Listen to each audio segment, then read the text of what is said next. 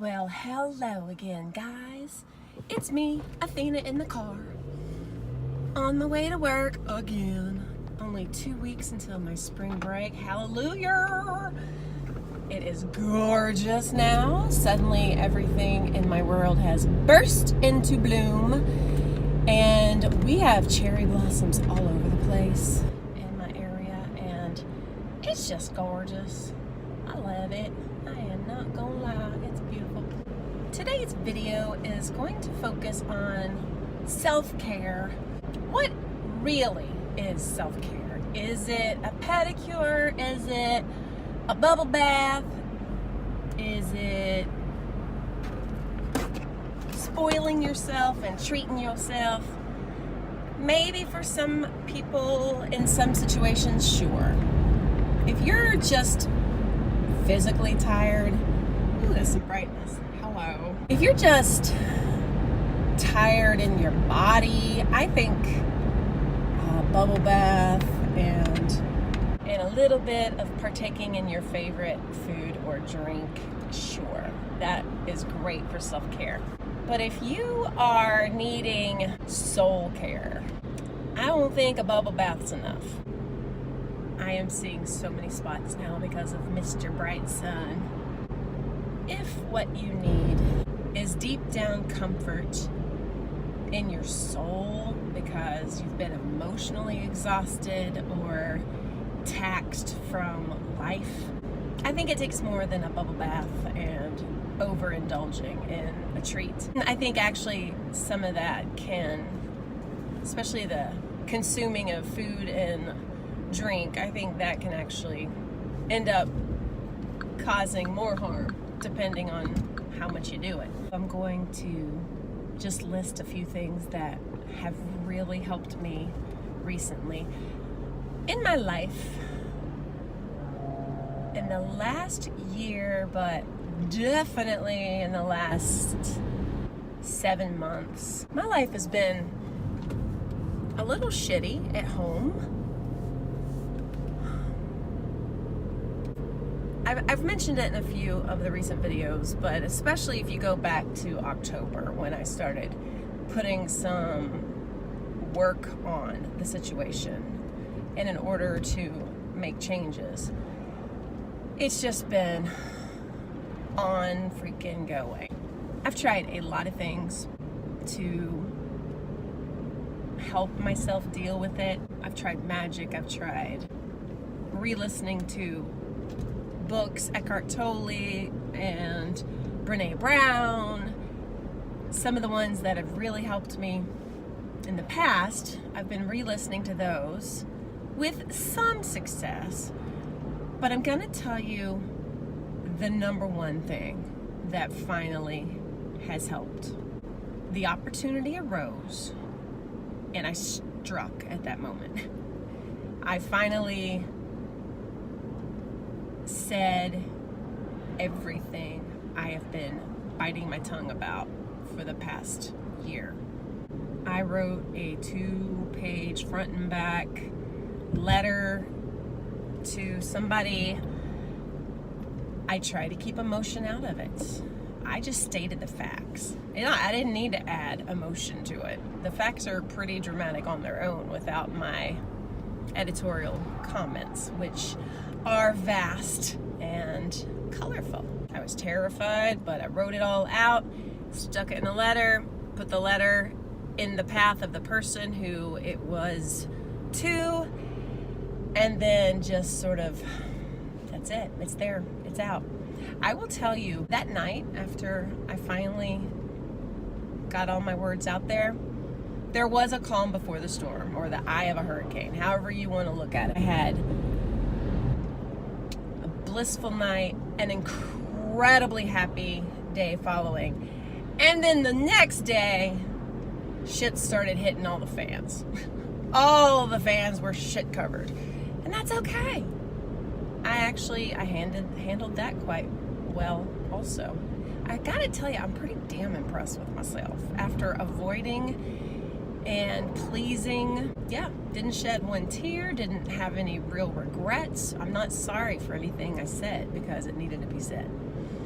I'm off topic, but kind of still on topic. My self-care tip right now is to rest in the truth. The truth hurts, blah, blah, blah. Yeah, right. But if you are speaking your truth as evenly and as level-headed as possible, it feels amazing. Let the chips fall. I had to admit to some things. Turns out all of my little workings were discovered. All of my little creeping around in places, which, by the way, were in my house. Yeah, it all was witnessed and seen by hidden cameras. That's fun. Try explaining that. Guess what? I just said, yep, this is what I was doing. At one point, I was asked, what were you putting in your pocket when you came out of the bathroom? And I said, hair. And the other person said, yeah, that's what I thought, which is hilarious. I wish I could give you details, but I'm not going to give you details because this is a public space and anybody could watch and listen and use it against me. If I was more prolific with videos, I would do what Ember Honeyraven has done and have a Patreon wall just for the dirt and the tea, the dirty tea. But yeah, I'm not comfortable with that idea at this juncture. Maybe later.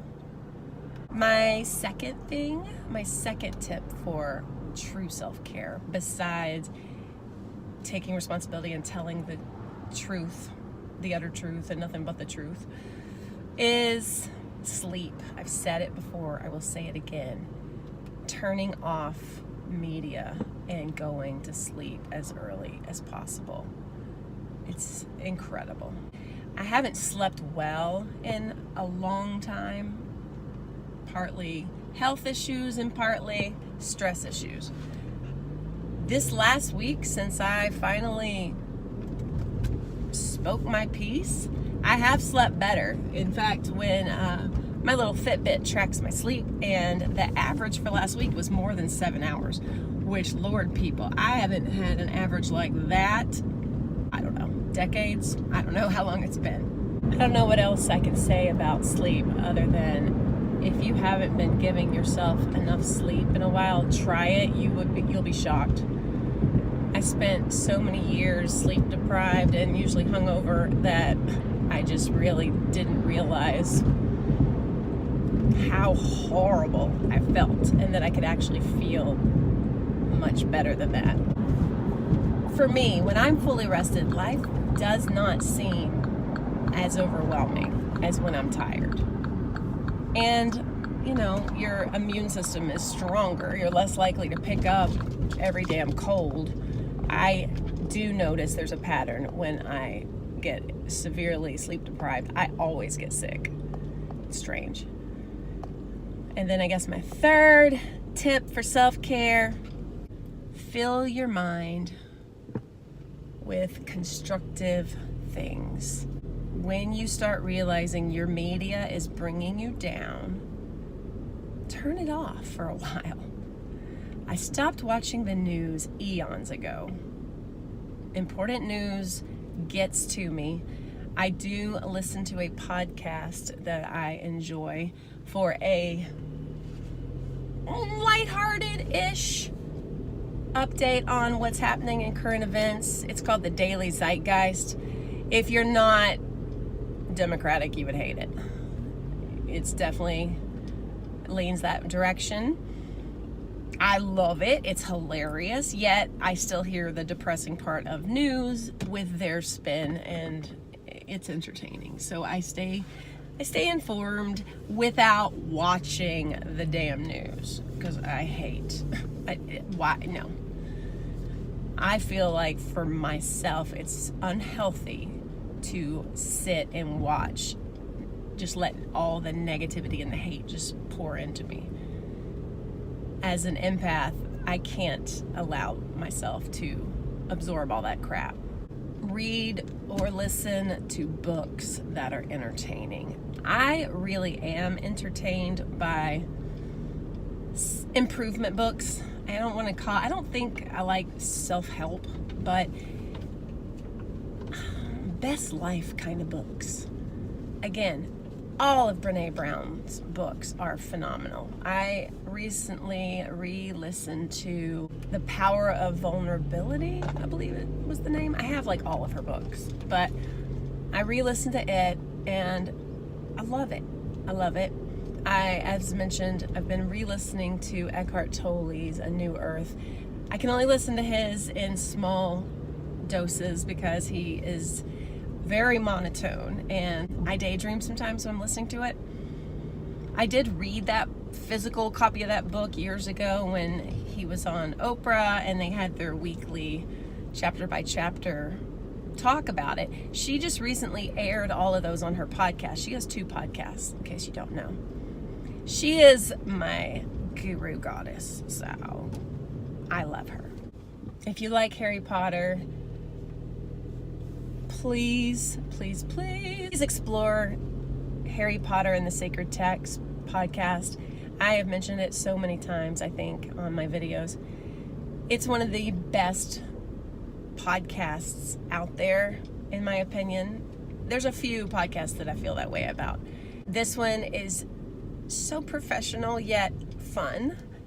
They do an amazing job. Makes me feel a little better after listening to them. And I guess lastly after that, reach out to your community, to people that you love and who you know love you. I've done that lately and it has felt great. I've talked to everybody in my family. I've either talked to or spent time with every person in my family who I treasure. And it's a vitamin for my soul. Little boost of vitamin J for joy. Sit down in nature if you can, if it's warming up where you are. Or just look out the window and look at the season change. Look at how the season is changing. Watch the birds and the squirrels doing their crazy things. Self-care doesn't have to cost you a penny, but it's priceless in what it can do for you. I don't know if this was helpful for anybody at all, but I felt like sharing it. I feel so good right now. This is probably the happiest I have felt in at least 7 or 8 months, maybe longer. I feel happy because I have told every ounce of truth.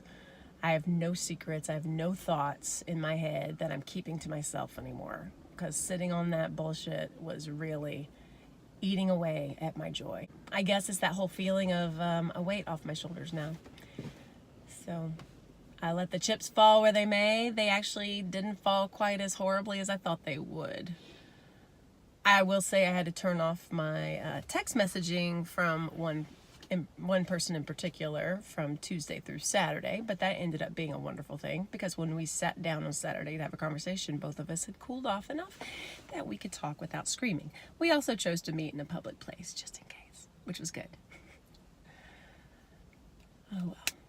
That's all I have for today. Thank you for watching. I love you.